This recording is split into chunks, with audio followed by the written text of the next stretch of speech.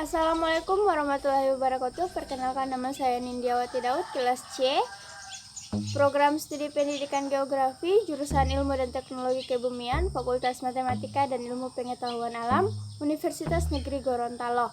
Di sini saya akan menjelaskan mengenai yang pertama, geologi gempa dan seismologi, yang kedua, letusan gunung berapi, lempeng tektonik dan magma, yang ketiga, gelombang tsunami versus angin, yang keempat, perubahan iklim, yang kelima, banjir.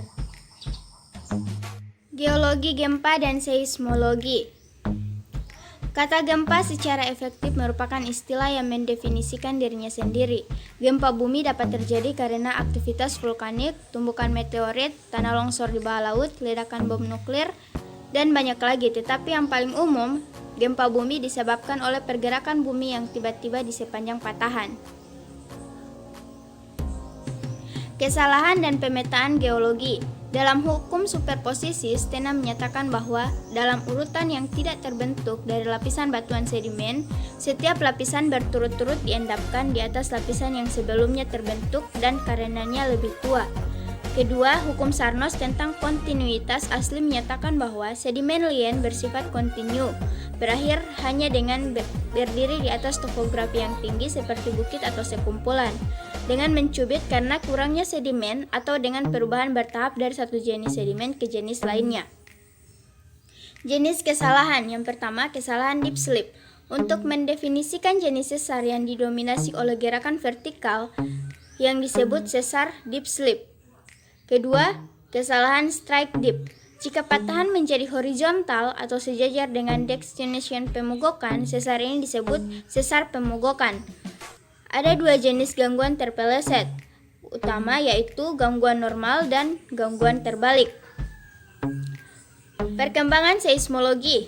Ilmu yang mempelajari gempa bumi dikenal sebagai seismologi atau afterseiz, yang artinya gempa bumi.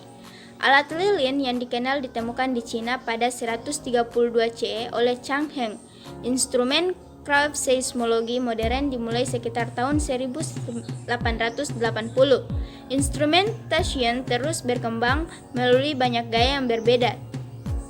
Tetap kebutuhan dasar adalah untuk merekam gerakan gelombang gempa bumi 3 dimensi. Ini dicapai dengan meminta instrumen mendeteksi gerakan bumi atau seismometer dan mencatatnya atau seismograf sebagai gerakan horizontal utara-selatan, gerakan horizontal coast-west, dan gerakan vertikal. Ombak. Lempar batu ke kolam, mainkan alat musik, atau alami gerakan sesar, dan air, udara, atau bumi akan memancar gelombang energi yang bergerak menjauh dari gangguan awal. Semua gelombang ini memiliki kesamaan seperti berikut. Amplitudo, ketinggian gelombang di atas titik awal, panjang gelombang, jarak antara periode gelombang berturut-turut, waktu antar gelombang diukur dalam detik, dan frekuensi jumlah gelombang yang lewat diberi titik selama 1 detik.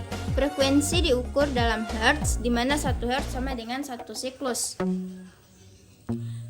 Gelombang tubuh. Gelombang tubuh adalah yang tercepat dan disebut dengan gelombang primer atau gelombang sekunder.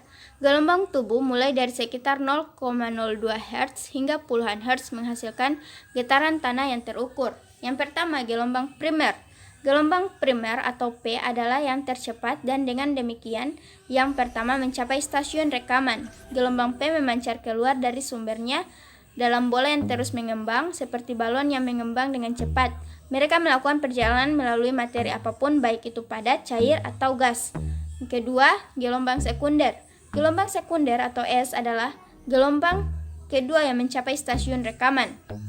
Gelombang S adalah gelombang transversal yang merambat dengan menggeser atau mengguncang partikel di jalurnya di sebelah kanan sudut ke arah muka.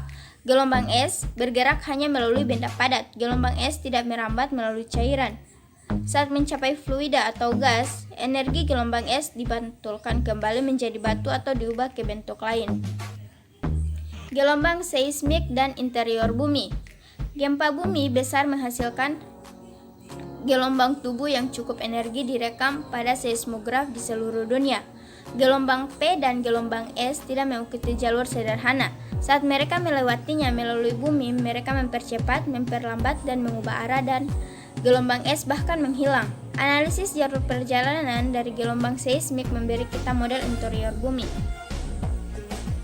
Gelombang P dan S dari permukaan bumi ke dalam, ada kecepatan awalnya meningkat, tetapi kemudian terjadi perlambatan yang nyata. Kedalaman sekitar 100 km atau 62 mil ini adalah puncak astenosfer. Melewati lebih jauh melalui mantel, kecepatannya bervariasi tetapi umumnya meningkat sampai sekitar 2.900 km atau 1.800 mil kedalaman. Di sana gelombang P sangat lambat dan gelombang S menghilang. Hilangnya gelombang S di batas mantel inti karena mereka refleksi atau konversi ke gelombang P menunjukkan bahwa bagian luar inti sebagian besar cair.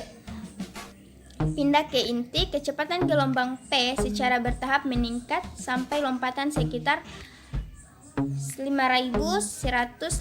km atau 3.200 mil menunjukkan inti kedalamannya padat. Gelombang permukaan. Gelombang permukaan diciptakan oleh gelombang tubuh yang mengganggu permukaan. Ada dua tipe utama, gelombang cinta dan gelombang Rayleigh. Gelombang cinta dan Rayleigh dirujuk sebagai gelombang L atau gelombang panjang karena membutuhkan waktu lebih lama untuk menyesuaikan satu siklus gerak dan merupakan gerakan paling lambat.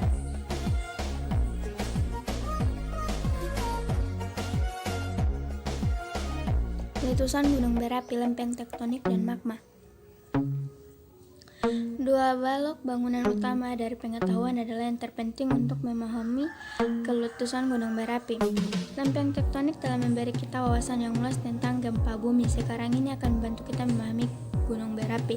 Magma atau batuan cair bervariasi dalam komposisi kimianya, kemampuannya untuk mengalir dengan mudah, kandungan gasnya, dan volume. Bagaimana gunung berapi meletus? Letusan gunung berapi adalah sarana cepat bagi bumi membuang sebagian panas internalnya. Letusan gunung berapi dimulai dengan panas di kedalaman. Batuan super panas akan naik ke level dengan tekanan lebih rendah, dan beberapa batuan padat dapat berubah fase menjadi magma cair, mengakibatkan ekspansi volume dan memimpin langkah demi langkah menuju letusan. Magma dihasilkan dari peleburan batuan yang ada. Batuan bisa meleleh dengan satu menurunkan tekanan di atasnya, 2 menaikkan suhunya, 3 meningkatkan kandungan airnya. Beberapa materi vulkanik. Magma bervariasi dalam kandungan gas terlarut atau mudah menguap dan viskositas. Kadar air rendah, magma viskositas rendah mencapai permukaan, biasa bergerak seiring aliran lahar. Dengan mudah pelarian gas menghasilkan letusan non-eksplosif. Magma dengan kandungan air dan viskositas tinggi menahan volatilnya, membuat gas melarikan diri sulit. Gas dipaksa keluar dari magma menghasilkan letusan eksplosif. Peledakan gas ke atmosfer membawa serta bongkahan magma dan batuan yang lebih tua yang diketahui sebagai puing-puing piroklastik. Yang pertama, letusan tidak meledak. Yang kedua, letusan peledak. Sill vulkanik, viskositas rendah, volatil rendah, volume besar. Batuan gunung berapi Persei sebagian besar terbentuk dari fikasi aliran lava basal. Aliran lava ini rendah viskositas, mengandung kurang dari 1% berat volatil, dan sedang begitu cair sehingga mereka melakukan perjalanan jauh, agak mirip dengan menuangkan adonan pancake di atas wajan. Setiap basaltik aliran mendingin untuk membentuk vulkanik yang relatif tipis dan turun dengan lembut lapisan batuan. Ribuan aliran lava ini harus mendingin atas satu sama lain dalam waktu lama untuk membangun gunung api besar.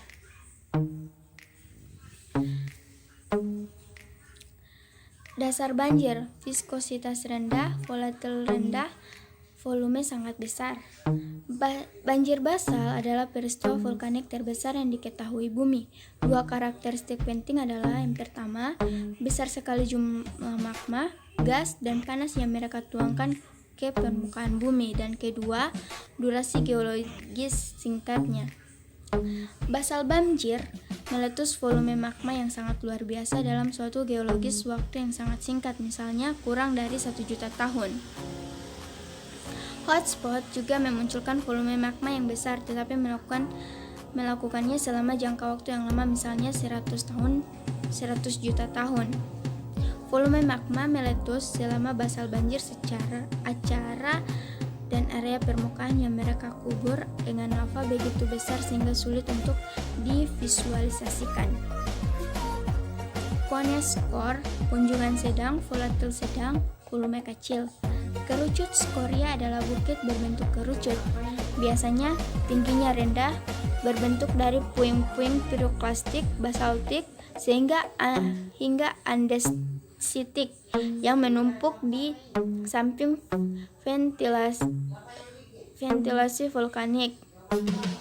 Kerucut skoria biasanya diproduksi selama interval letusan tunggal yang berlangsung dari beberapa jam hingga beberapa tahun. Skoria atau cinder core memiliki kawah puncak cekungan di atas kerucut yang biasanya berdiameter kurang dari 2 km atau 1,2 mil. Kawah puncak mungkin menyimpan danau lava selama letusan. Stratovulkanes, viskositas tinggi, volatil tinggi, volume besar. Stratovulkanes atau gunung berapi komposit biasanya sisi curam. Puncak gunung berapi simetris yang dibangun dari lapisan puing-puing piroklastik yang secara berturut-turut ditutup oleh viskositas tinggi aliran lava andesitik hingga riolitik yang memadat untuk membentuk tutup pelindung. Stratovulkanik mungkin menunjukkan tanda variasi komposisi magma mereka dari letusan untuk meletus, dan gaya letusan mereka termasuk vulkanian dan planian. Doma lava, viskositas tinggi, rendah volatil, volume kecil. Kuba lava terbentuk bila magma dengan viskositas tinggi dengan yang rendah kandungan volatil mendingin dengan cepat, menghasilkan pengerasan kuba atau stacker dengan lebar beberapa meter sampai beberapa kilometer dan tinggi beberapa meter sampai 1 kilometer. Kuba lava bisa terbentuk sedikit beberapa jam, atau mereka mungkin terus tumbuh selama beberapa dekade. Itu pembentukan kuba lava dapat divisualisasikan sebagai bagian yang lebih besar proses letusan. Saat volume besar, batuan panas atau magma naik dan mengalami peleburan dekompresi. Volatil terlalu dibebaskan. Banyak dari gas yang dibebaskan naik dan menumpuk di dekat bagian atas massa magma. Kalderas, viskositas tinggi volatil, volume sangat besar. Letusan pembentuk kaldera adalah yang terbesar dari kekerasan, perilaku vulkanik eksplosif. Kaldera adalah gunung berapi besar, depresi yang dibentuk oleh runtuhnya atap menjadi dikosongkan sebagai reservoir magma. Kaldera berbeda dari kawah gunung berapi. Keduanya adalah depresi topografi, tetapi kawah lebih kecil dari diameter 2 km atau 1,2 mil dan terbentuk oleh ledakan luar. Kaldera lebih besar, mereka berkisar sekitar 2 hingga 75 km atau 45 mil masuk diameter dengan dan bentuknya karena rentuhan ke dalam. Baik, itulah materi tentang letusan gunung berapi. Gelombang tsunami versus angin. Gelombang dalam air. Tsunami bisa menjadi gelombang yang paling dahsyat dari semua gelombang, tapi asal dan perilaku mereka berbeda dari ombak yang bisa kita lihat di pantai atau tepi danau. Familiar gelombang disebabkan oleh angin yang bertiup di atas permukaan air. Pengalaman kami dengan gelombang yang disebabkan angin ini menyesatkan kami dalam memahami tsunami. Gelombang akibat angin. Gelombang mentransfer energi dari beberapa gangguan. Ombak bergerak melalui massa air menyebabkan partikel air berputar masuk tempat, mirip dengan jalur gelombang seismik. Anda bisa merasakan gerakan orbital dalam gelombang berdiri setinggi dada di lautan. Di permukaan air, diameter orbit partikel air sama dengan tinggi gelombang. Diameternya orbit air berkurang dengan cepat saat air semakin dalam. Orbit gelombang bergerak berhenti pada kedalaman sekitar setengah panjang gelombang. Gelombang roll. Lautan adalah kumpulan air yang sangat luas yang berbeda. Badai cenderung beroperasi di berbagai daerah. Setiap badai menciptakan gelombangnya sendiri. Seperti gelombang dari yang berbeda, badai bertabrakan. Mereka saling mengganggu dan biasanya menghasilkan gelombang besar yang merupakan hasil dari pembangunan dan gangguan destruktif dari beberapa gelombang laut. Namun, sesekali beragam gelombang menjadi tersinkronisasi secara singkat dengan energinya bersatu untuk membentuk gelombang tinggi yang spektakuler yang masuk akal. Gelombang yang bergerak dengan cepat memisahkan diri, dan gelombang nakal yang berumur pendek hanyalah sebuah kenangan. Tetapi jika sebuah kapal hadir pada waktu yang salah, bencana dapat terjadi. Tsunami. Ombak terbesar dan paling ditakuti sebagian besar berlalu tanpa disadari melintasi laut lepas dan kemudian naik dan menghantam garis pantai dengan pukulan dahsyat. Negara dengan sejarah paling rinci dari gelombang pembunuh ini adalah Jepang, dan gelombang tersebut dikenal dengan kata Jepang tsunami. Tsu pelabuhan, nami gelombang. Tsunami versus gelombang akibat angin. Gelombang laut khas yang diciptakan oleh angin bervariasi ukurannya selama 1 tahun. Meskipun periode dan panjang gelombang yang ditiup angin bervariasi menurut badai dan musim, mereka sangat berbeda dengan tsunami. Gelombang yang ditiup angin naik saat mereka di dekat pantai, bergulung maju, lari ke pantai selama beberapa detik, lalu menarik diri. Gelombang yang tertiup angin tidak hanya datang dan pergi dengan cepat, tetapi aliran air naik dan mundur dibatasi ke pantai. Bahkan gelombang besar yang ditiup angin berbeda dengan tsunami.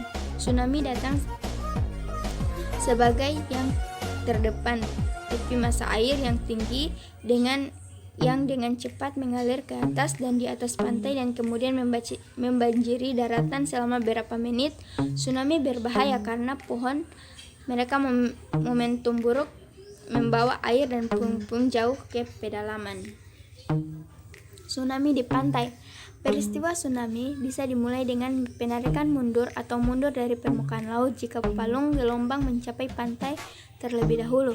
Penarikan dapat menyebabkan arus kuat yang menarik air, perahu, dan perenang jarak jauh ke laut, atau puncak atau bagian ke depan gelombang tsunami mencapai pantai lebih dulu.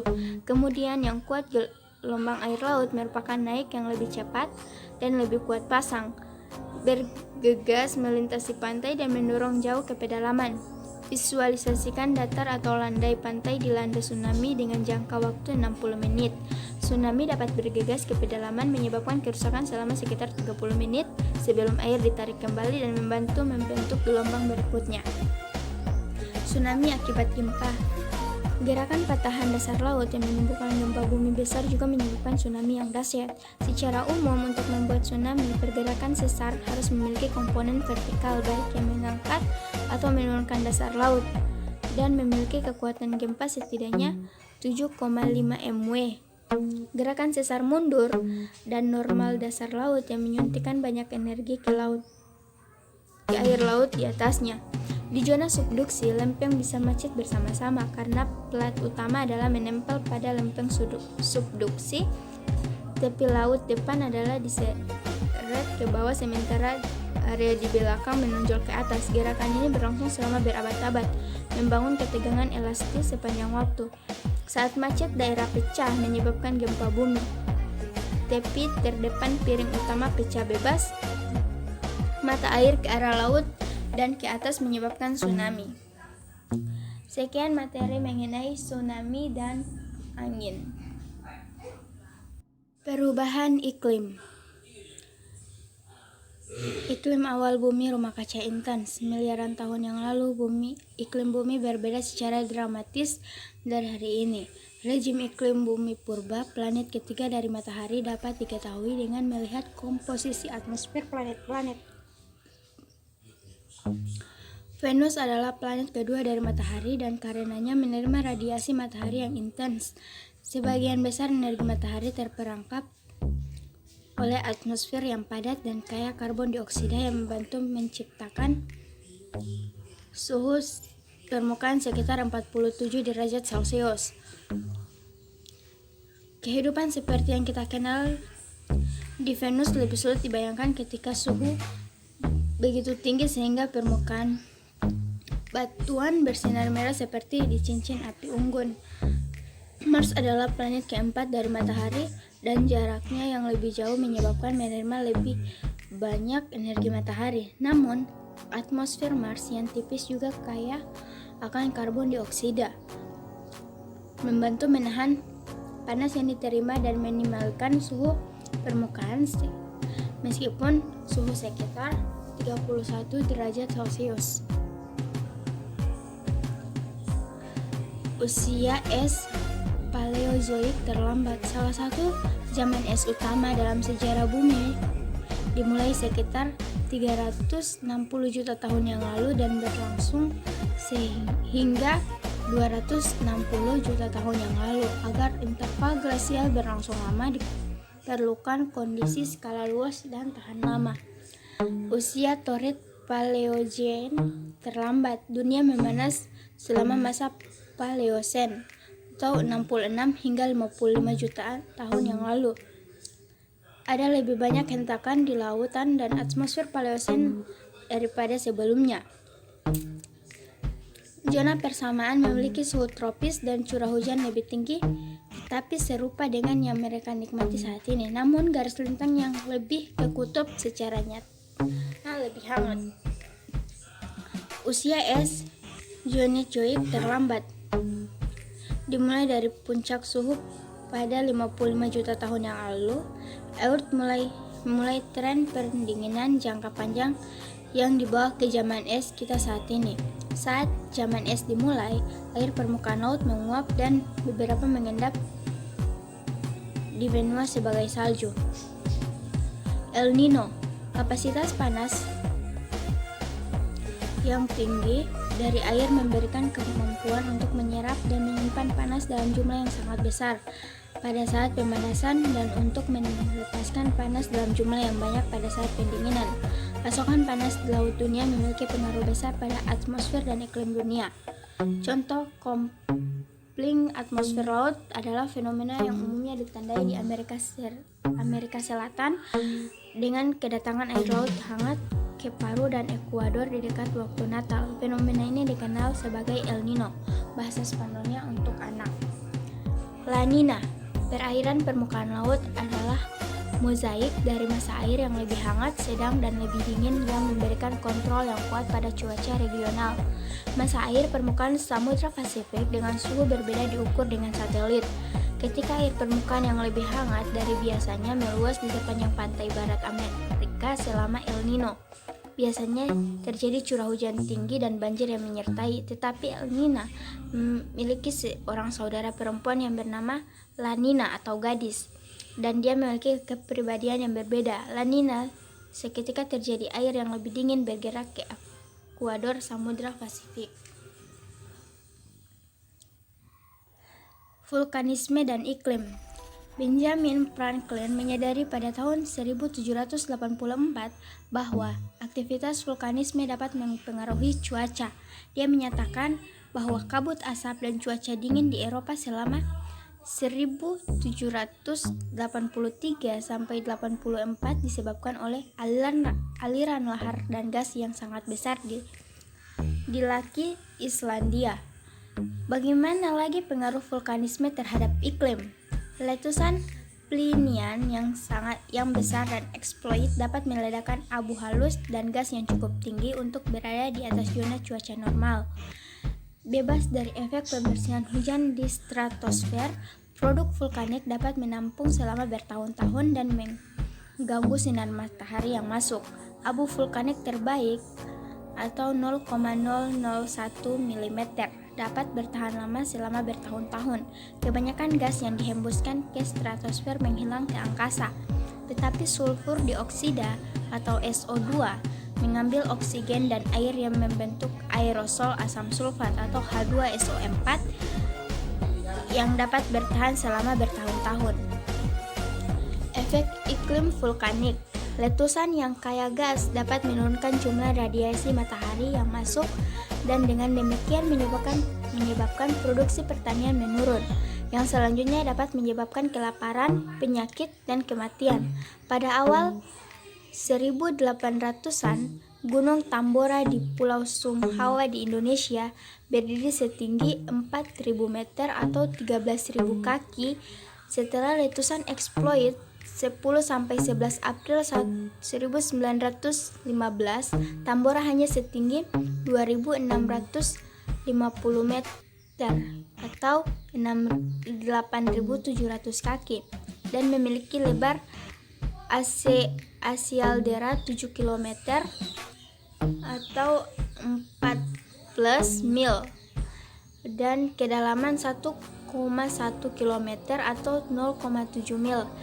Sekitar 150 km atau 36 mil batuan dan magma diledakkan selama letusan menghasilkan 174 km abu dan deris piroklastik lainnya. Letusan tersebut disebut-sebut sebagai yang terbesar dalam sejarah, menewaskan sekitar 10.000 orang secara langsung oleh aliran piroklastik dan 117.000 lainnya secara tidak langsung melalui kelaparan dan penyakit. Paksa radiatif. Energi matahari selalu mengalir melalui atmosfer dan banyak yang diserap oleh bumi. Bumi yang hangat memancarkan energi keluar angkasa yang dingin. Aliran energi yang keluar masuk atmosfer diukur dalam watt per meter persegi atau W per M pangkat 3, di mana antara troposfer atau atmosfer bawah dan stratosfer, gaya radiasi adalah ukuran perubahan aliran energi. Sejak tahun 1750, banyak perubahan dalam keseimbangan energi yang mencerminkan perubahan yang disebabkan oleh manusia pada gas rumah kaca dan konsentrasi aerosol, albedo, tutupan awan, dan banyak lagi. Gaya positif menghangatkan iklim bumi dan gaya negatif mendinginkannya.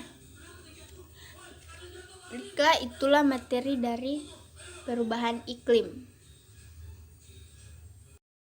Banjir. Di dalam cekungan drainase kecil, hujan singkat yang terlokasir dapat menyebabkan banjir bandang yang bergerak cepat namun terasa singkat, seperti yang terjadi di dekat Emporia pada tahun 2003 dan di Sungai Guadalupe di Texas Tengah pada tahun 1972. Di dalam cekungan drainase besar seperti Sungai Mississippi, banjir maksimum diakibatkan oleh curah hujan yang meluas yang berlangsung selama berminggu-minggu, menghasilkan air tinggi yang juga berlangsung selama berminggu-minggu. Ini adalah akibat banjir regional. Daerah yang luas menyebabkan kebanjiran selama berminggu-minggu, kerusakan parah. Curah hujan bervariasi dalam intensitas dan durasi, begitu juga dengan volume groundwater yang melintasi daratan. Saat hujan deras, banjir bisa terjadi. Kasus 1, terlalu banyak debit. Jika sungai memiliki terlalu banyak air, ia akan mengalir lebih cepat dan energik. Perpindahan dari kesetimbangan memicu respon umpan balik negatif yang bekerja untuk memperbaiki ketidakseimbangan. Pertama, sebagian dari energi berlebih digunakan untuk mengikis dasar aliran. Yang kedua, sedimen yang terangkat oleh erosi menambah beban yang dibawa oleh sungai sehingga menambah lebih banyak energi berlebih. Yang ketiga, bahwa kemiringan dasar sungai diturunkan oleh erosi mengurangi penurunan vertikal ke bawah dan menyebabkan aliran air lebih lambat dan kurang energik. Kasus 2, terlalu banyak beban. Jika sungai tersumbat oleh sedimen dan tidak memiliki air untuk membawanya, hal ini juga memicu umpan balik negatif. Sedimen berlebih menumpuk di dasar sungai, meningkatkan gradien dan menyebabkan air sungai mengalir lebih cepat dan dengan demikian memiliki daya dukung beban yang lebih besar. Pola saluran merespon dan meluruskan untuk memperpendek aliran dan meningkatkan gradien. Aliran yang lebih lurus masih mengandung